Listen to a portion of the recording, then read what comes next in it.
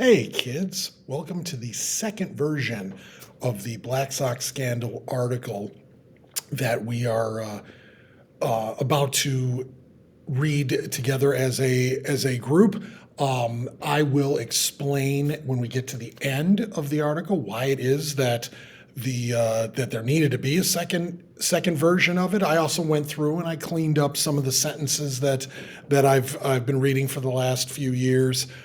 Because after a while, when you realize that every bit of writing can use some revision, and that doesn't matter how long you've been doing it. And in my case, this particular article, generally I was pretty happy with it. So most of it is the same as the other video that is on the YouTube channel. However, there are some sentences that are in there in that old one that I just was disgusted listening to after several years of it. I have to change those. So I changed some of the information because we've had new things happen recently with regard to the Black Sox scandal, right? History is never written for good.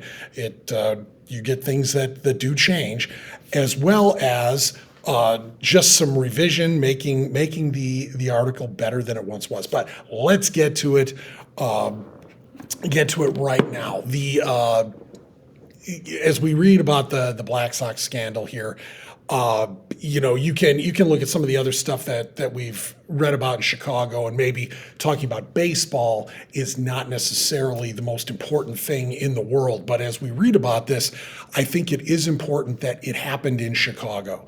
And, in previous articles, we talked about the culture of corruption that existed in Chicago. People were Chicago wasn't the only place that had it or has it even today, but people were getting away with doing the wrong thing. They were getting rich off of doing the wrong thing in Chicago. So when you take a look at what we're about to read and you wonder, well, why would they do this? Well, the reason is that, okay, it's a chance to make some money, and it might be easy money to make, or at least it seems like it is. So let's take a look at the article here.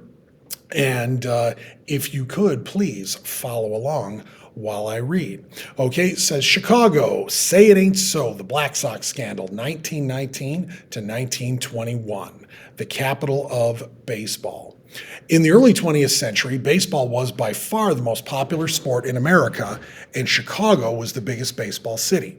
Both the Cubs and the White Sox were regular contenders for the World Series in those years. The Cubs of the National League appeared in the World Series 4 times in those years, winning it in 1907 and 1908. The White Sox of the American League appeared in the World Series 3 times, winning in 1906 and 1917. The third White Sox appearance was in 1919. So what happened then? In 1919, the White Sox were considered far and away the best team in baseball. They had just won the World Series over the Giants 2 years earlier in 1917. 1918 was a bit of a weird season since so many players were off fighting in World War I, and the season came to an end a month earlier than usual. The 1919 White Sox picked up right where they had left off in 1917, winning regularly. In those days, there were only 8 teams in each league, so there were no playoffs like there are today. If your team came in first place in the regular season, they went to the World Series to play against the first place team from the other league. Teams that came in second stayed home. There were no wild cards. The 1919 White Sox were so good, they already were pretty sure they would play in the World Series by the end of August with a month to go in the regular season. They also were a team that was not happy. The 1919 White Sox had 2 groups of guys. The first group was made up of college-educated players. The second group was a tougher bunch with very little education and lower salaries than many of the college guys. They played together on the field, but had nothing to do with each other in the locker room or socially. This roughneck group resented the higher salaries that the college guys usually got. They resented the owner of the team, Charlie Comiskey, who, like many baseball owners, was very cheap and even charged them to launder their uniforms. In fact, many of the White Sox refused to pay to get their uniforms washed, so they just played day after day in ever filthier uniforms. Comiskey began to get embarrassed by the way his team looked and probably smelled if he got close enough to them, so he eventually paid to get them washed, then deducted the cost from the players' 1917 World Series bonuses. The fix is in. One of the Roughnecks, a first baseman named Chick Gandil, had connections in Chicago and New York's illegal gambling circles. He began suggesting to gamblers that he could convince a lot of the Sox to throw or lose on purpose the upcoming World Series if the gamblers could round up $100,000 for them. At the time, games were thrown quite a bit, and very little usually happened to the guys who did it. First, it was very hard to prove they were throwing games because honest mistakes looked just like the ones made on purpose. Second, the owners of baseball teams did not want the regular public to know what was happening, so they kept it quiet. Nobody had ever thrown a World Series before, though. Several New York gamblers were interested. If they knew the White Sox were going to lose, they could find lots of people to bet with because almost nobody was expecting the National League Cincinnati Reds to win. They could bet lots of money on the Reds and then make a fortune when the Sox lost. Gandil got 6 other White Sox to go in on his plan. Pitchers Eddie Cicotte and Lefty Williams were the most important because pitchers control the game more than anyone else. He also got infielders Swede Risberg and Fred McMullen to join, as well as outfielders Hap Felsch and shoeless Joe Jackson. Jackson was the Sox best hitter. He also asked third baseman Buck Weaver to join, but while Weaver was friends with the Fixers, he did not like the idea of throwing games and refused to participate. The Sox took the field in Cincinnati and quickly lost 2 games. Catcher Ray Schalk, one of the clean Sox, knew something was wrong when the pitchers kept ignoring his signs for pitches and throwing the ball right over the plate so it could be easily hit. Schalk, who had a famously hot temper, even attacked Lefty Williams in the dugout after Game 2. The White Sox pitcher Dickie Kerr, a rookie who was not in on the fix, won Game 3 back in Chicago. Cicotte and Williams lost again in Games 4 and 5, putting the Reds 1 win away from the World Championship. Kerr won again in Game 6, then it was back to Cicotte. The Roughnecks by now were really upset with the gamblers. They had only been paid a little part of the $100,000 they were promised, and Cicotte got most of it, $10,000, because he smartly refused to participate unless he got his money before he pitched.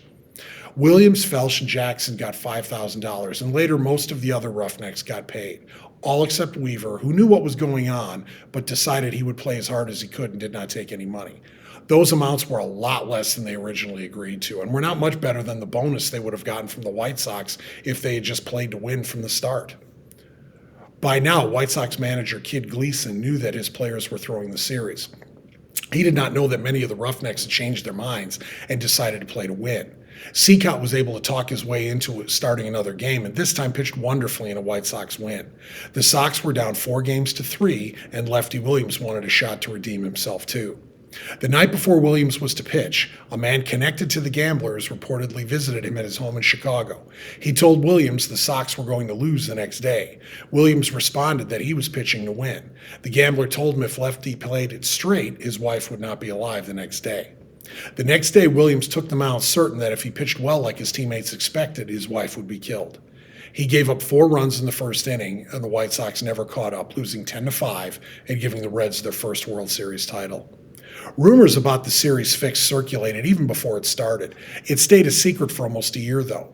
A year later, at the end of the 1920 season, Chicago police began investigating rumors of a thrown game between the Cubs and Phillies. They found no concrete evidence of that game being thrown, but it did open up questions about the last year's World Series again. A few days before the end of the 1920 season, Eddie Cicotte and Joe Jackson were called in to testify about 1919. They confessed to their part in throwing the games and accepting money from gamblers, and all 8 Roughnecks were suspended from the White Sox and nicknamed the Black Sox by Chicago newspapers. After Shoeless Joe confessed in a Chicago courtroom, a child was reputed to have implored Jackson to say it ain't so. The Sox lost 2 of their last 3 games to the St. Louis Browns and lost their chance to go back to the World Series in 1920, which was won by the Cleveland Indians. Instead, the 8 band players went on trial for fraud in Chicago. The players stayed silent, the gamblers lied about their knowledge, and Cicotte and Jackson's confessions disappeared from the evidence room. Then, the 8 players were found not guilty by the jury. They would not go to jail, but they would not play baseball anymore either.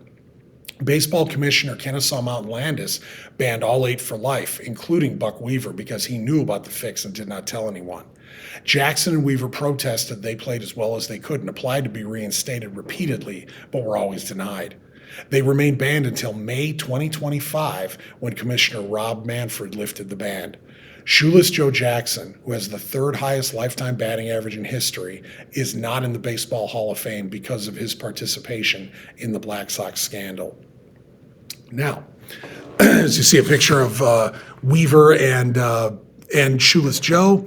Shoeless Joe is the guy who's really kind of become most famous through the entire thing, because there's a lot of questions about whether or not Joe, he certainly took the money, but whether he played as hard as he could, the way Buck Weaver did, or did he play hard some of the time and not hard some of the time? It's hard to say. Joe said different things at different times. But in the spring of 2025, the commissioner of baseball lifted the ban on all 8 of the Black Sox, as well as some other guys who had been banned for life, basically saying that your ban is for life, not for all eternity. And so once they died, they become reinstated, which means that Shoeless Joe is eligible to be voted on for the Hall of Fame, and perhaps he can get in. Perhaps he won't get in based on his participation in the scandal, and it's hard to say. I don't know what to expect with that. I would think that while the 8 Black Sox are still or are back in baseball, they're off the ineligible list. I question whether they will end up actually being in the Hall of Fame. Shoeless Joe's probably the only one who would be a shoe-in for something like that. If not for the scandal. There's a couple of other guys. Eddie Seacott could have maybe gotten in, but given he was a part of it, without a doubt, he threw games, and I just don't see that changing in the future. So they're reinstated, but it doesn't mean that they're going into the Hall of Fame. Of course, the reinstatement by Commissioner Manfred in 2025 really didn't have a whole heck of a lot to do with the Black Sox from 100 years ago. It had more to do with a more modern player, a guy named Pete Rose, who just passed away in 2024, and he was banned for gambling on baseball as well, and that is a much more recent instance, and it has to do with should he be in the Hall of Fame, which I'm not even going to get into in this video on that. So my focus is on Shoeless Joe and whether or not maybe he could get in, but I see the reinstatement, that is something that's new, whereas the actually getting into the Hall of Fame, I kind of doubt that's going to happen, because you can't change what happened in the 1919 World Series. Those games were thrown, at least some. It wasn't, different guys had different levels of participation in that. I think you had a couple of guys who were basically criminals who did exactly what they said they were going to do, and they played poorly throughout the entire thing. I think you've got guys like Shoeless Joe who